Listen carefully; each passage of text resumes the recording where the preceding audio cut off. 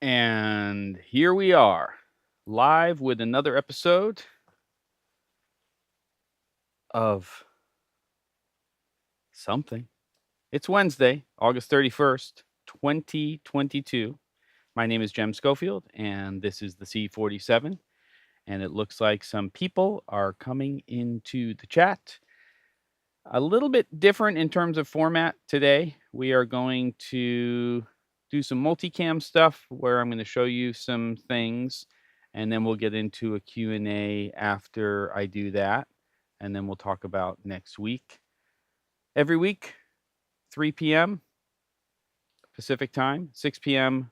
Eastern time in the United States of America, I do a live stream, and this week is no different, but it is kind of different.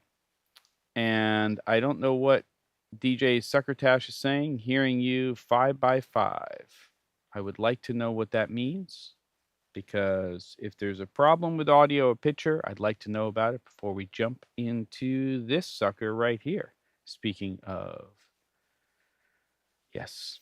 So give me a heads up here in the chat, please, before I start getting into this, and I'll wait for a few more people to come in, and then there we go.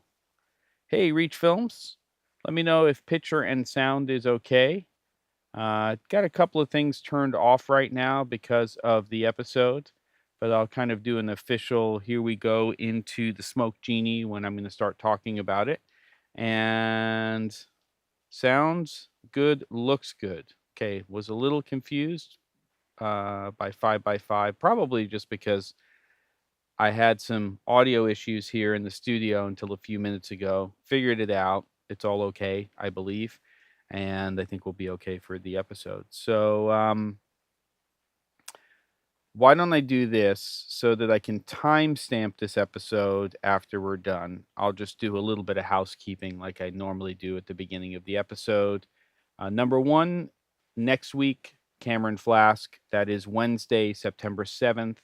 And that will be our first challenge in a long time. It's called the Inspired Frame Challenge. And if you are interested in what it's all about and you would like to submit your frame, then go to this channel and look at the listing, and in the description it has all of the guidelines for the challenge, and then also the email address which you will submit to. And I got one submission today, so one has come in. And it looks like David Carroll has already bought a Smoke GENIE. So that's pretty cool. All right, so lots to talk about. I think at the moment we've got some people here. I'd like some more people, but they can check it out on the replay. Any quick questions before we get started? I think what I'll do is at 5 minutes after the hour, I will jump into this product and going over it and showing you what I think is a pretty cool piece of kit. So if you've got a quick question, just put an at the C47 like David did. And Sam, good to see you. Bill, everybody else who is in here right now, say hi. And, I checked the analytics for this channel, and interestingly enough, about 13% of the people who watch content on the channel are subscribed. So if you're here and you're not subscribed, please subscribe. Hit that little bell if you want to be notified of when there's new episodes, because there'll probably be some that are just happening out of nowhere. I did not fly the Mini 3 yet. I have started researching getting a Part 107, but I have had Pat, who comes here into the episodes, out on one job with me already for this e-bike project I'm doing. And tomorrow we are headed to the coast to do Part 2 of that. And then that project, once I go through all of that footage, will be done. Harrison says, great timing on the topic. I have a feeling I'm going to need something for an up and coming shoot. And Jeremy with 3 E's. I've seen you before. Good to see you. And of course, 360 grad coming in here right before we start this thing up. So again, if there's any questions, beyond this point, we are going to wait until I go over the Smoke Genie to talk about those. And I don't know, we'll see. This could be 20 minutes, it could be 30 minutes, it could be 15 minutes, it could be 40 minutes. I have no idea. I'm going to get into this thing, go over it, save your questions until I show you what this thing is all about. And this is sort of an introduction. I have a feeling I'll be using this on quite a few things in the future. So bear with me as I go through it, and I'll be switching cameras and showing you the stuff that's inside of the kit. This is the Pro Kit of the Smoke Genie right here. So if you were interested, and yeah, there's my messy desk, which I need to clean up a little bit more. I know why. And in fact, what I'm going to do, because I've got the Tony Robbins headphones on here, is I'm going to go over there and I'm just going to pan the camera a little bit because I shouldn't be seeing as much as I am. And then we'll officially get into this thing. Hold on one second. And here we go. Boom. Just give me a second, kids. But this time you should be able to hear me. I'm pretty sure. Come on. Can you? Da, da, da. Oh, this is the dumbest thing ever. Hold on.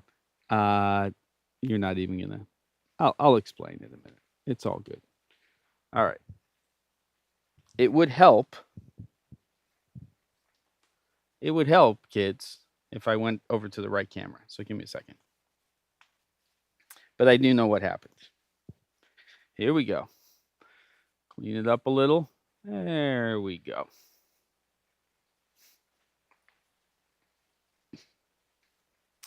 All right. I lied. 10 after the hour. Dominic says, hi, no specific question. Just thank you for your input output here on YouTube. Just invaluable. Thanks. You're welcome. 360 grad. Oh, yeah, I asked for it and you deliver. Really want to know your opinion on the unit. We can still hear you when you switch the cameras. Perfect. Yep. It's, it's not as good as the audio that comes out of this microphone right here, but it's still going through the sound devices mix pre 6.2, and I still have noise assist, or at least I should from the test I did.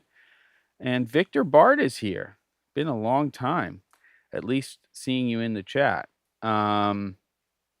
Yes, the Smoke Genie is not inexpensive, but I will say that this kit is put together very nicely. So just give me 1 second. All right, we'll call this the official start to the Smoke Genie demo or introduction. I don't know if it's really a demo, but what I want to do in this episode is tell you a little bit more about this unit. And here it is. Now, the first time I saw this unit was at Cinegear in, I guess that's June now. Was it June? Yeah, Cinegear in June. And I have seen some other products that are sort of in this category, but nothing that has been built the way this has. And the people who designed this product are originally from the theatrical world. So they are in the world of magic. They've done a lot of performance. This is not somebody who decided, let me make a product for the video production industry.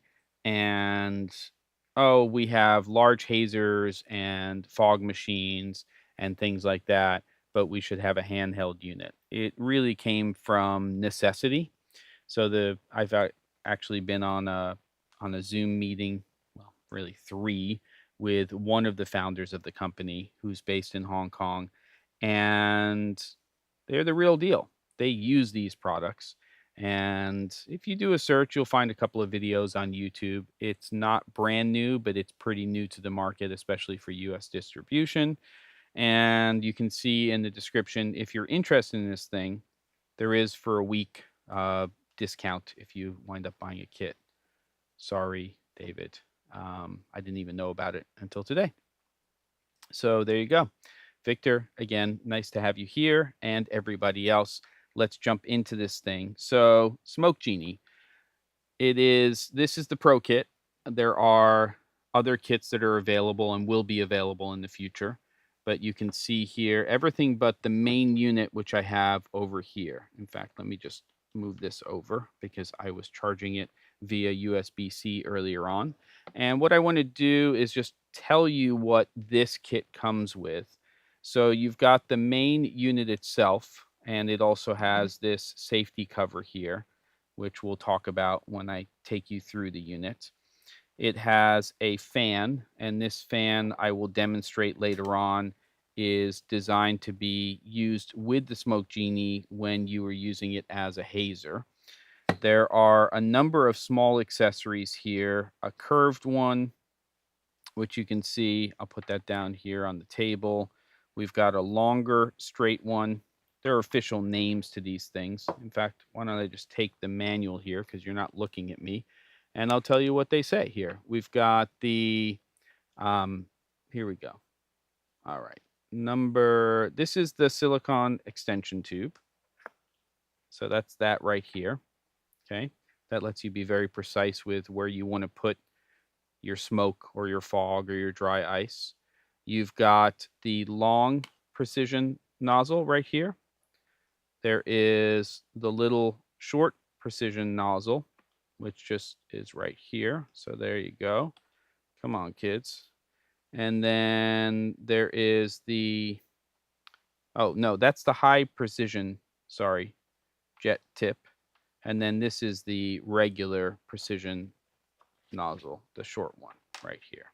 So we'll see if this stuff rolls off the table, but I'm feeling like I can probably keep it from, maybe if I'm smart, which I'm usually pretty smart. And then there is a 1/4-20 adapter. Why? Because on the bottom of the unit here, there's actually a 1/4-20 tap. So that's really nice and very useful in production. There is the remote control unit here. One of my favorite pieces of kit, which is right here. And this thing is, I believe they call it the liquid nozzle. So that's pretty cool. Well, it is once you see what it does. And then you have your chambers here. These are your basically smoke chambers. I have one in the unit. So let me just move this thing away now because this is getting messy. I'll just take a couple more things out of here. I think I can do this in a cleaner way. The box is getting in the way here. So what I'm going to do is just take the hard case away, which is really nice to have. And then I'm going to put that down on the ground.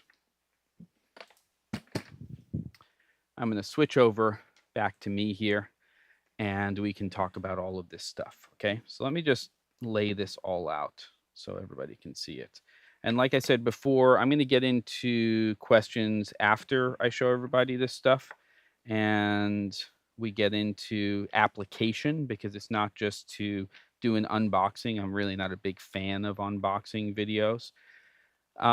So the only thing is if you see a problem with audio or something like that, you can mention it. So let's just take a look at this. So the main unit here, I'm going to take this protective cover off and you can see the smoke chamber, right? So in fact, I should be able to punch into a closer shot here. So there's the smoke chamber, and that's basically where this cloud formula goes. And there's a little rubber piece right here. You remove it and you can put that inside of the smoke chamber. First time you do this, you let it sit for about 5 minutes, and you're not doing that on the unit itself. So it just unscrews from here, and you would be taking it, just give me a second. You would be taking it out of one of these little holders here, and this is what you should put these in when you're transporting them. So you don't transport this in the case with the chamber on here. So you fill the chamber up with this stuff. This is food safe. So basically it is combination of vegetable glycerin and propylene glycol. So this is stuff that is designed to be food safe. And I wouldn't put this directly on top of your camera, but in a normal production, you're not going to have any problems. So you remove this little rubber piece here, which is captive, so it stays on there. And in fact, it turns, I believe, pink when this chamber gets too hot to let you know that. You fill it up, let it sit for 5 minutes the first time you use it, and then you'll see here that there's a little place to screw that on. So you screw the chamber onto the actual handheld unit itself. Now, in terms of powering this unit here, you'll see that this little door opens up and you have 18650 batteries. I have two of them in here. You can charge directly inside of the case. There's a USB or the unit. There's a USB-C port right here, or you could just use an actual double charger. And it takes about 3 hours to fully charge the batteries, and they last for a long time. And then you have your button here, which is how you activate the fog. And then there's a menu system, which we'll take a look at in a couple of minutes, which you access right here. And there's buttons, and it's very easy to navigate.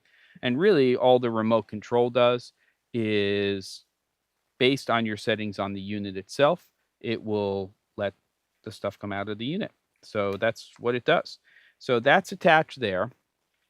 And then when you're using it, there are magnets. The first time I did this, I put this little safety hood on and it didn't actually stay.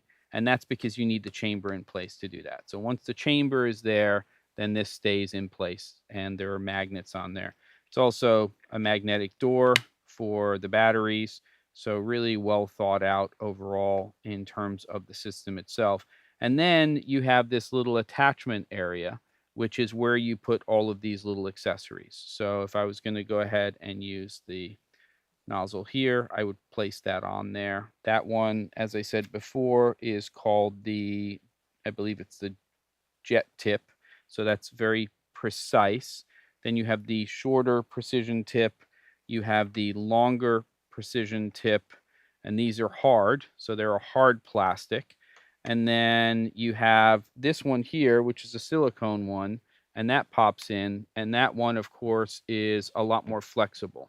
So when you're using the unit here, you can actually move that around and be very, very precise, which is a lot harder to do when you're using the harder precision tips. So there's that one there. And then you have this curved one, which you can combine. So here's the short precision tip, and you can see that. And then what I would do is put this curved one on here, and then I can actually turn it and I can put it on an angle. So then that way you can also be very precise in terms of where you want to place your haze, your dry ice, your smoke, your fog, whatever effect you are trying to create with the unit. So very flexible there. And then actually, let's just put that curved little piece back on here. Again, I forgot what they call that. It's called the 60-degree turn unit here. And if I take that, then I can take this little piece right here, which is the liquid nozzle, which is a kind of odd name, but you'll see how it works. And then you can attach that. But obviously that can be attached to any of the other precision tips that you have here. So it's going to take that off for now. And we'll just go to a slightly wider shot. And that way you can see everything again. And then you have the fan itself. And it has 3 speeds. And the fan actually is running off of one of those batteries as well. So that has an 18, is it 18650, I believe is what you call that battery. And so you put that into there, and those are the 3 main batteries you have. And then the remote control has a little battery that it comes with, which is easily sourceable. It's not a double A, but you can source those very easily.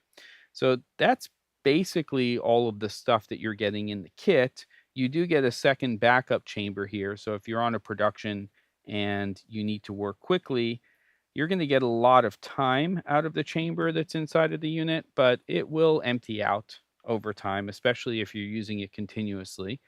And so having this ready and filled makes a lot of sense. And then in terms of the actual juice itself, you're getting, I believe, somewhere in the neighborhood of about 200 to 240 minutes out of a bottle like this. So you're never going to use it continuously. So I think that that's great. But, honestly, I would say if you're using this product on a regular basis, then what you want to do is have a backup of this juice. You're not just going to go and buy any juice that would go into a hazer. It's formulated for this particular product and for the way this product works. I understand that. You want everything to be universal, but in a situation where you have a specialized product like this, then you can't really expect that. A single press on this will give you a battery indicator. So I'll see if I can switch over there. And I will just press that, and you'll see that it's telling me my batteries are full. And then I believe it's 3 quick clicks, and then you turn on the unit itself, and then you actually have all of your settings here. So you just cycle through. There's basically 3 buttons on here. There's a selector button and then an up and a down arrow button. And so the selector button goes between the intensity of how much of that fog is coming out of the unit, the speed at which the internal fan, not this fan, is operating, because this is manual. It just has a button, and you press the button and then it switches between 3 different fan speeds when you want to create haze, where you're basically atomizing what's coming out of here. I think that's the right word. And then you can just turn it off, so that not the unit, but the third selection is not the amount that's coming out of the unit or the speed, meaning the fan unit in terms of how it's being pushed out, but the last option essentially disables these buttons so that you're locked into whatever your settings are. And it's kind of hard to see here, but I'll see if I can show it to you. When you are changing these, there are essentially 5 levels, I believe, of each one of these settings here for the smoke level and the wind level. So there are recommendations depending on what you are trying to do with the unit in terms of what those settings should be. So for instance, just before we get into looking at how the product works and what it looks like in real world usage, you have levels 1 through 3, which are basically your standard smoke level that you would use. A little bit of smoke, next level of smoke, quite a bit of smoke.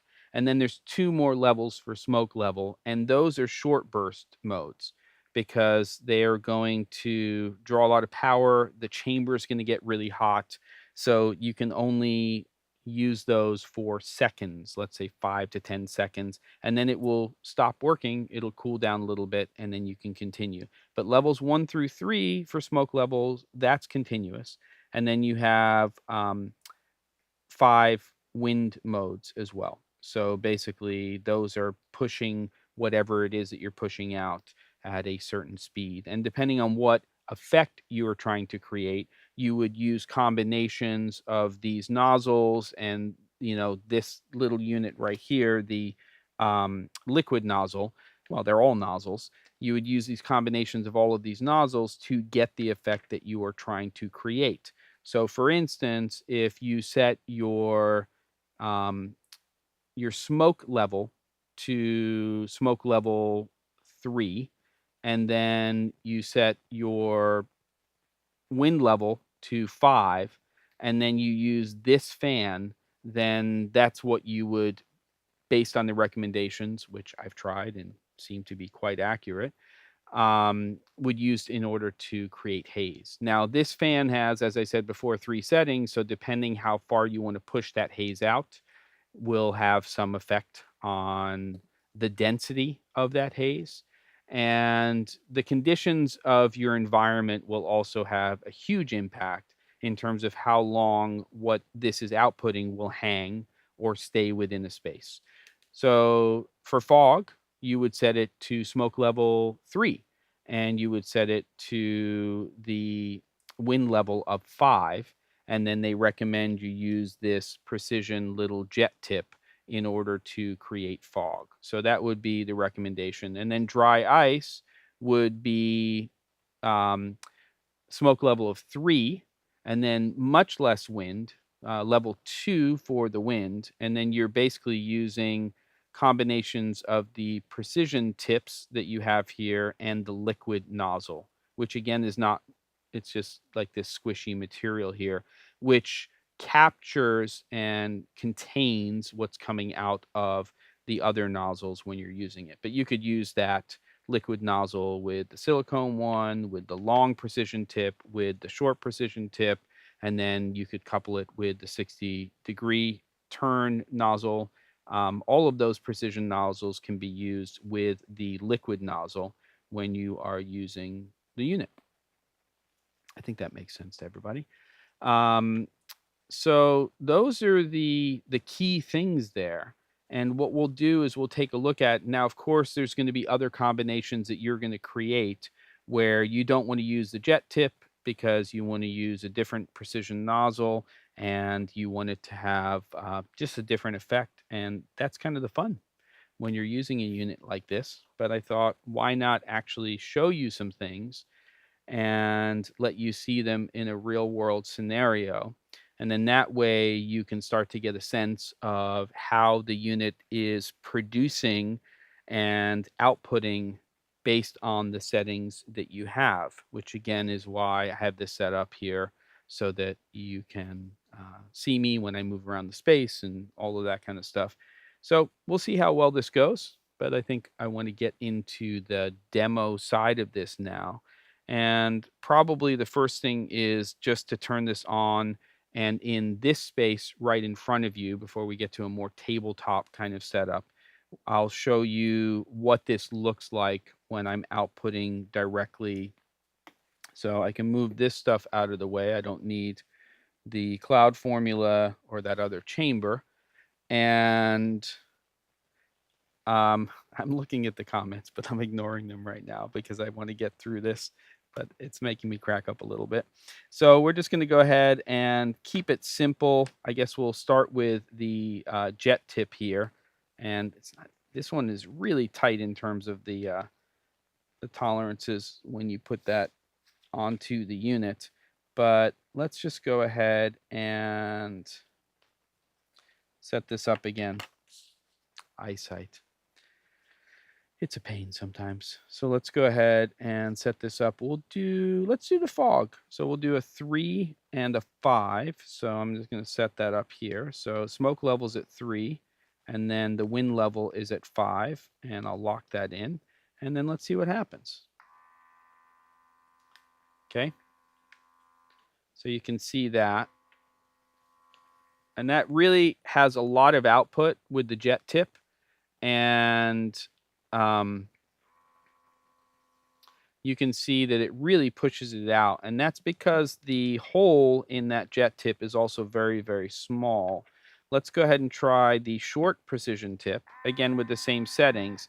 And you'll see it doesn't push it out as much. It's kind of hanging here a little bit more when you do that. And when you use the long one, I don't think you're really going to see much of a difference there. But it's obviously longer, and it has a little bit of a different effect when you're looking at the output right here. And then we have the silicone one. And what I like about that one, whoa, we lost the short one. Happens. Always the short ones. You can see that you can really just sort of push that wherever you want it to be. So let me just go ahead and grab the short precision nozzle. I am seeing your questions there. There it is. Okay. Hey, look, this is what the C47 is going to be in the future. It's not going to be completely rehearsed. It's thought out, but we've got to just figure this stuff out together. I have a very good idea of what this product does and how it works, but if you want polish, then I could spend 3 weeks editing a video, but I'd rather do it this way. I think it's better. All right, so there you go. Let's go ahead and take a look at Haze. And what I'll do is I'll walk out into the space, and I'm going to set up the unit based on the recommendations. So Haze is essentially the same settings as fog, but the big difference is I'm going to just throw on one of these precision nozzles here, the one that just fell, and I went and retrieved again. And I'm going to take this little fan, and obviously I'm going to take the actual fog or the smoke that's coming out of here, and I'm going to push it out into the room, and we'll let it kind of go around a little bit and see what happens there. So let's go ahead, and we're definitely going to do the dry ice effect, and that's going to be part of this, and we'll kind of combine some of them. But let me go ahead, and just so you can see a little bit more, I'll turn on another light in here. I'll be a little overexposed right now probably, but let's just go ahead and get this started up. Give me a second, and there we go. Just going to turn this up a little. That way you can see a little bit more of the room. And we'll switch over to this camera. And again, what I'm going to do is just take this unit with the fan. You'll hear it. I apologize. And I'll use it on the lowest setting here. And I'm just going to start this up now. And we'll haze it up a little. And we'll get some of this into space.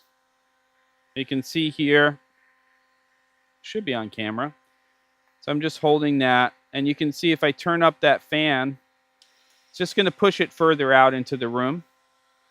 And obviously you'd want that to be wherever you had a shot, clearly.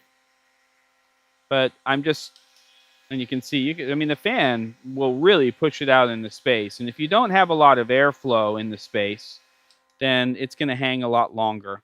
Let me go ahead and, just for the sake of this demo here, I'm going out of frame. I'm turning off the HVAC system, the air conditioning in here. And that way this stuff should hang a little bit longer. And we'll see if this turns off here and switch it over. And there's just a little bit of atmosphere in here now. It's starting to hang a little. I don't have a lot of lights in the space right now. I tend to fill that back area with the stuff. And there you go. Yeah, exactly. You and Scott Balcom. So I snuck in an answer there. I'm not supposed to do that when I'm doing these demos. So that's really your haze effect. And haze is not supposed to be thick. It's not supposed to be smoke everywhere. It's supposed to create atmosphere. And obviously, when you're using haze, one of the best things to do is use harder light sources so that when it's hitting that, you start to feel that it lifts the shadows in a space, which can be a great look. And that's really the the key when you're talking about using it as a hazer. And I have found that in a space that does not have a lot of airflow, it will hang for a long time in that space. Obviously, if there's a fan in the space or there's a lot of natural airflow in the space, then it's not going to last for a long time in that kind of situation. So there you go. All right, so now let's go ahead and switch over. I'm just going to use the longer precision tip here, and we'll come up with something else. I wouldn't recommend using this thing upside down. In fact, that is recommended not to do that, but it seems to work well sideways, which is great because there will be effects where we're going and laying something down onto a table or something like that. I've got the liquid nozzle here. We'll kind of pop this on and off to take a look at a couple of different effects, because what I want to do now is I'll turn down my key light over here, and we'll switch over to a little tabletop setup. Really kind of down and dirty in terms of what it is, and we'll just kind of play around and take a look at ways to use this and where I think it works really well. And also, um, but basically, you know, if you're doing not only video production work, anything studio related, tabletop, product based, then it's a great product for that. And it's also, of course, very applicable for still photography. So anybody who's doing tabletop work or product-based stuff for that, or just specialized stuff. I mean, this is kind of the ideal thing for people who are shooting stuff that's cosplay related and you need smoke and haze and those types of effects. So I can see a lot of applications for this. And yes, the price point of entry isn't, you know, $200-300, but I consider it, based on using this now for a while, a professional tool. This is something, again, one of the things that I try to do when I think about an investment into a product is I try to think about how long, how often, not how long, but how often am I going to use that product in my productions? And there's sort of that below 50, above 50 rule that I think is important. If you're using a product less than 50% of the time on your productions, then you're probably questioning whether or not it was a good buy for what you're doing. If you're using it 50, 60, 70% of the time or more on your productions, like your lights, like your cameras, but when you get into specialty items, you have to start to think about, is it an item that I'm going to use on enough of my productions, or am I going to integrate it into enough of my productions that it's going to be worthwhile as an investment? Because obviously, if it's something that is adding a lot of production value to what you're doing, then it's a good investment. And it is going to give you a return on your investment, because it's going to not only be something you can use for projects with an existing client, but maybe from that work, it's going to get you other work like that. Decide on stuff that you want to do. And maybe this product fits into that category. Maybe it doesn't. All right, so let's go ahead, and I'm just going to walk around and start turning some lights down, have some other lights up. Oh, and by the way, I haven't really used the remote, but all you have to do is just press the button, and there it is. I mean, that's it. It's just whatever your settings are here in terms of smoke level and wind level, it's going to output that. But that's great, because you could hide this somewhere under a table or somewhere else and just activate it, especially if you're a small to no crew in that kind of situation. All right, let's go ahead and do this. I guess turn on this light again, maybe. Maybe. I don't know if we need to have this light on. I think I think everybody will get the idea. Let me switch here to the wide.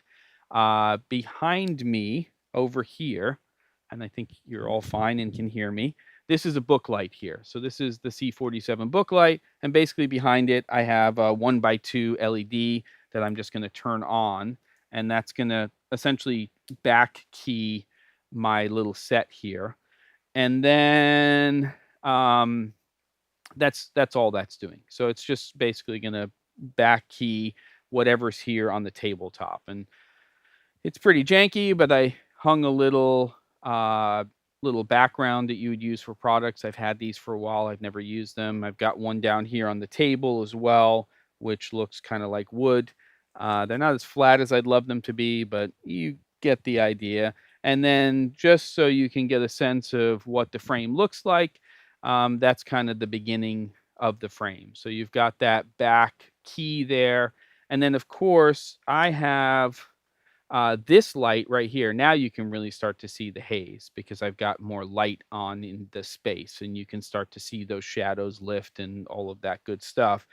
But if I go over here to my main key light, and I'll switch back here to the hero camera, you can see that when I start to turn that down, that light actually is having some effect on the lighting for that. And that's valid. I mean, you could walk a light in through a softbox or bounce a light.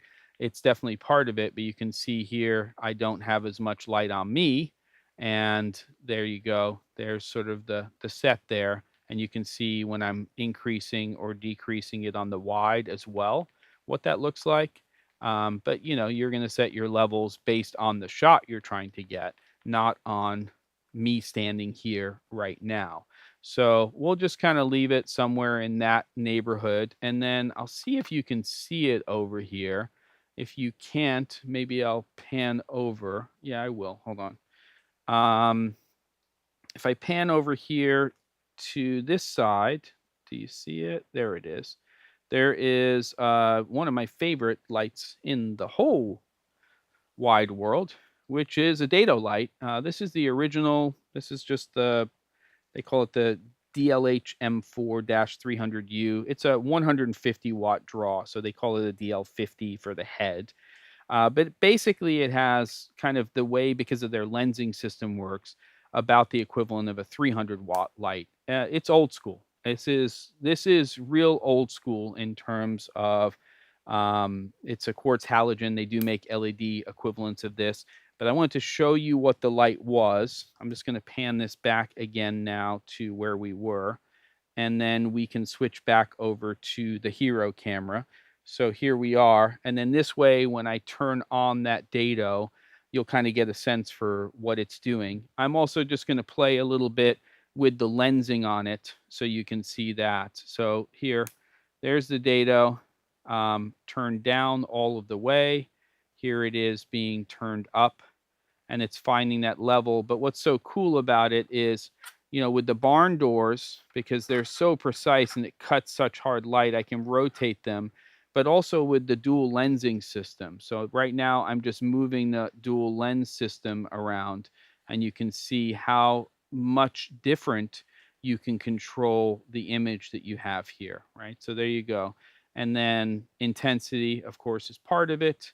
And then also just in terms of those barn doors. And you could use this as a practical effect too. I mean, you could go ahead and do that. It's a little noisy, maybe some WD-40 or something, but that's not really the intention here. But again, strike it. There you go. And then turn it back on, and you can kind of see that. It's a little bit warmer. I could gel this to match the other lights, which are just slightly cooler than that one right there. And you basically get the idea. But I've got 3 of those dados, and they still work pretty hard. I still love using them. Feeling like that back key could probably come down just a smidge for me, but it's always impossible to see exactly what you're seeing over the interwebs. But yeah, that's the shot we've got for now. So you get the basic idea. And now we're going to go ahead and take the Smoke Genie and bring it into the equation. So what I'll do is, let me switch over to here. So again, precision tip. And what I'm going to do is kind of go between the kind of fog smoke effects. And then I'm going to go ahead and dial in, again, just as a reminder to myself, I'm going to, for most of them, for like haze and fog, you're doing a lot of wind level, like 4 or 5 higher wind levels. For the dry ice effect, which I'm going to show you, that's going to be where we put the liquid nozzle on there, and I'm going to decrease the wind level. So for everything we're doing right now, I'm just going to leave the smoke level at 3. Again, if you need higher bursts, you would go to 4 or 5. If you need less smoke coming out, you would go to 1 or 2. But most of the situations, you're going to probably sit there in that 3 for smoke level. And then I'm going to go ahead and decrease the wind level when we want to do the dry ice effect. So let's go ahead and take a look at that. I'll switch over to this camera first, just so you can see what I'm doing. And then I can just get rid of some of the fog and smoke, and I can redo it if I need to, so that you can see what that looks like. So let's go ahead and I'll just get into frame here, and then I'll come back and switch. But you can see here we are. We're just going to do the regular, just the regular kind of, smoke one. So you can see that. You can see how it's affecting things and just what it's doing here. And then I'm going to switch over to the hero so you can see what that looks like. Okay, so you can see there's a, a lot of smoke there, right? And, you can see kind of what it looks like there. So that's your standard, just your standard fog kind of setting there. And if I was using that precision tip, it would be pushing it out further from the unit. But it's hanging. I don't have anything in terms of airflow inside of here. And you can see those little wisps there on the table. But now what I'm going to do, so you can see how it works, is I'm going to go ahead and put that little 60-degree tip on there. And then I've got the liquid nozzle. And I'm going to, as I said before, turn down the wind level to 2. So I'm at a smoke level of 3, wind level of 2. And then I'm going to go ahead and just start to, and what I'm doing here is I'm just going to move around the table here with this once it starts to come out. So you're going to see that. Okay. Okay.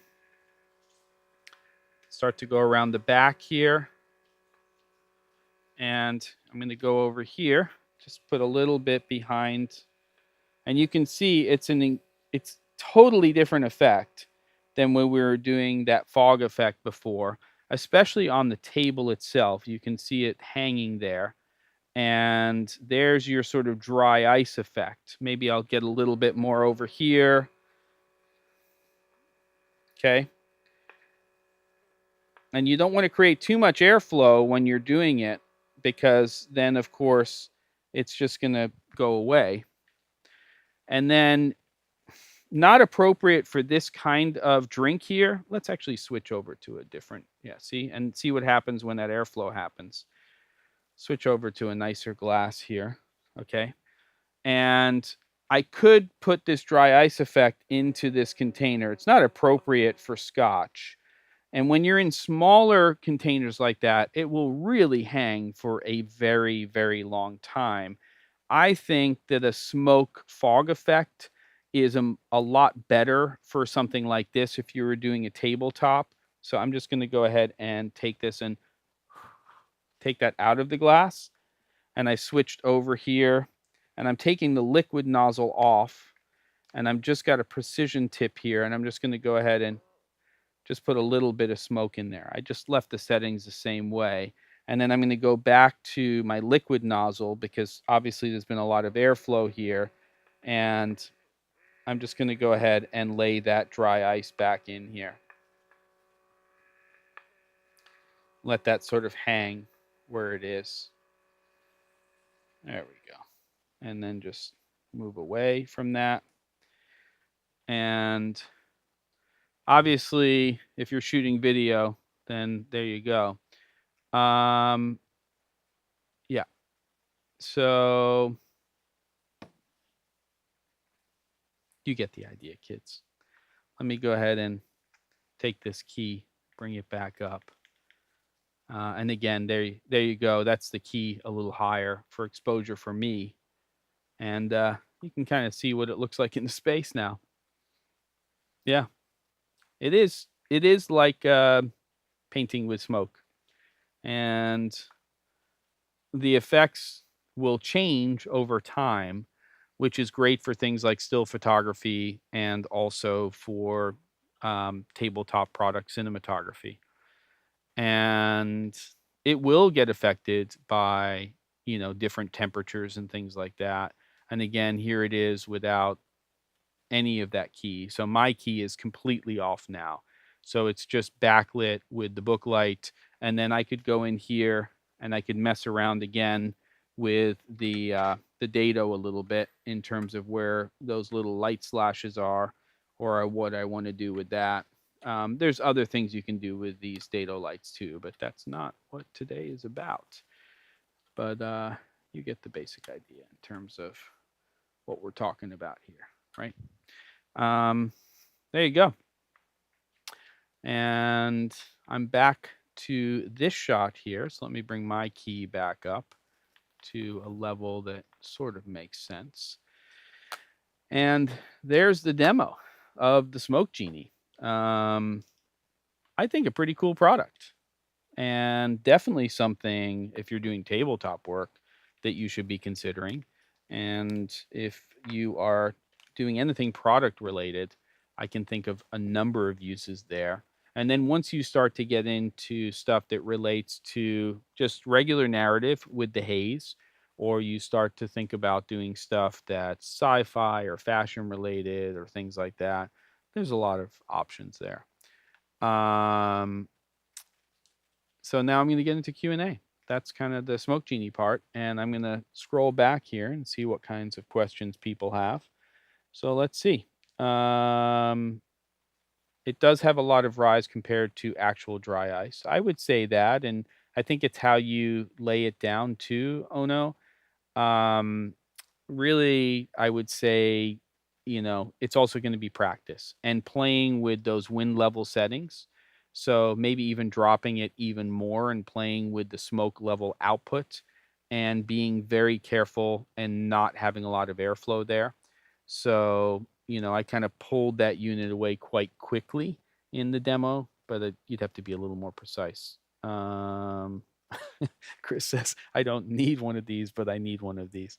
It's so cool. I mean, there really wasn't much that I was excited about at Cinegear, and that was one of the things that I really was excited about. So it's pretty cool. Let's see what else we've got for questions. If you have a specific question, an at the C47 before your question really helps. DJ Succotash says, gorgeous. I love that. Even it's early, swirling, hang in the air, really nice. Yeah, it does hug the table. And then when you put it into beakers and glasses and things like that, it's very, very cool. It's cool. So an interesting 360, the Pro Kit. Oh, forget it. I'm not reading it. You almost got me. You almost got me. Um, in minus 40 degrees, Chris. I don't know. I mean, you would think it would be more condensed, but maybe I'm wrong. But hard to say. I'm hoping it never gets to minus 40 where I live anymore, ever. Um, the aroma's fine. It's virtually, if none, in terms of aroma because of the makeup of the cloud formula. I pretty good smell. Seems good. Chris, I don't know if you were here earlier on, but it's a combination. Hopefully, I'm saying it correctly. It's vegetable glycerin and propylene glycol, which is used a lot in a lot of different products, including food products. So it's a food safe product. I wouldn't want to point the thing at my mouth and inhale this all of the time. And again, there is, when you're using it, especially in a dry ice kind of way, there's a little bit of residue there, so you just have to be careful. I wouldn't. I feel comfortable using it the way I'm using it in this space. Is basically, and it's designed for this kind of application. Yeah, the room is looking pretty hazed out.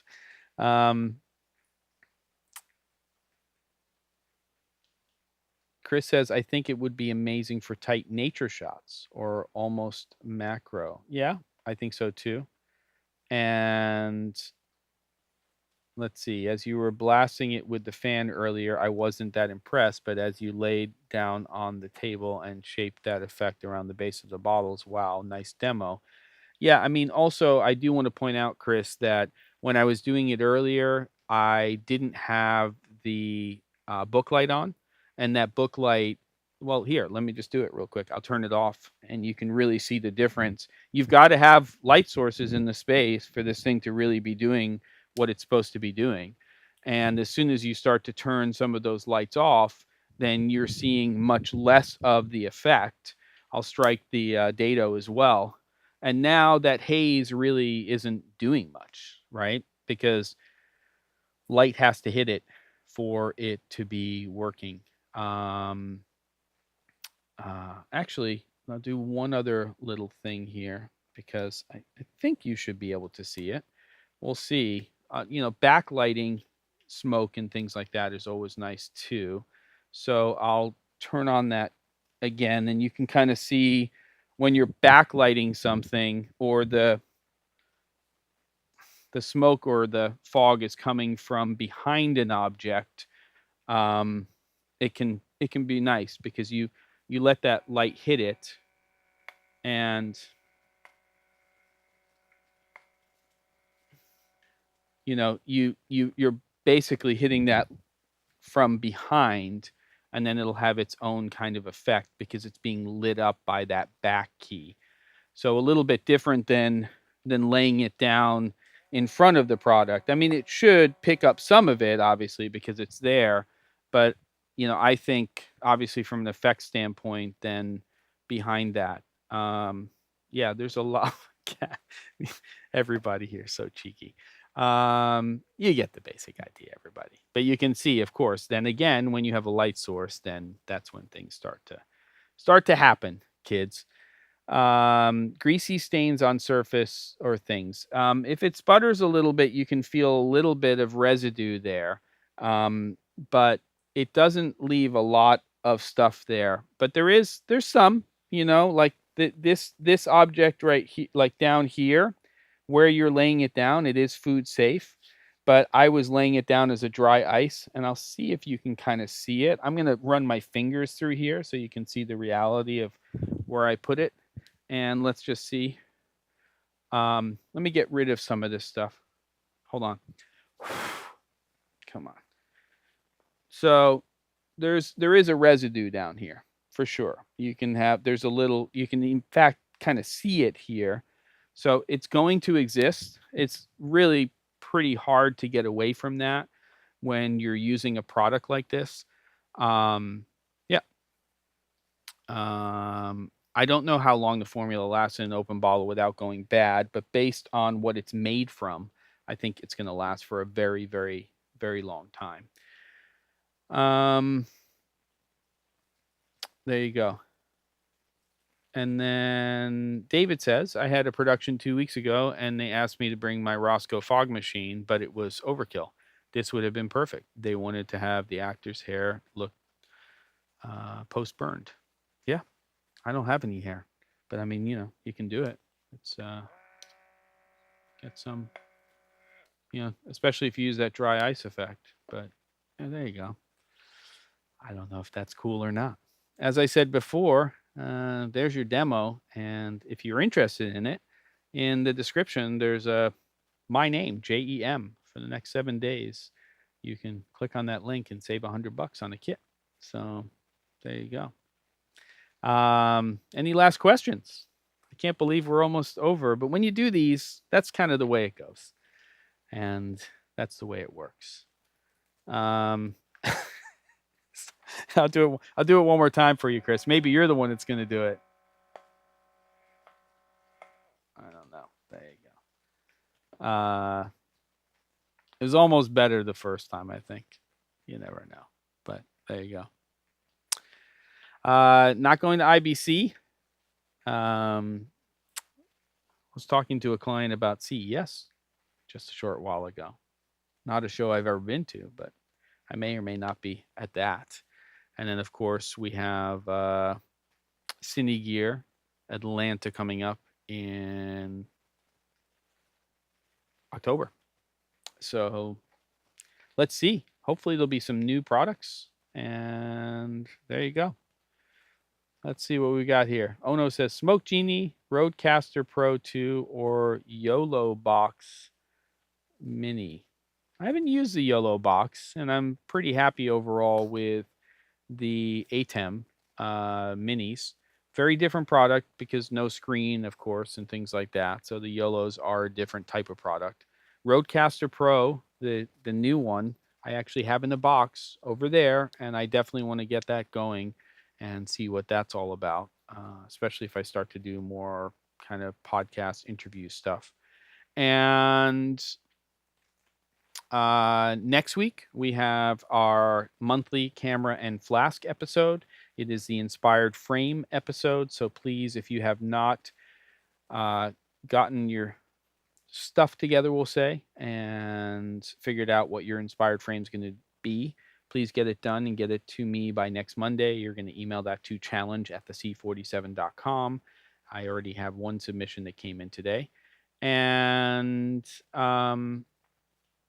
then in 2 weeks, I think I'm going to have Rob Garrett, who's a 3D artist and a friend of mine, on the show. So that'll be more of an interview style there.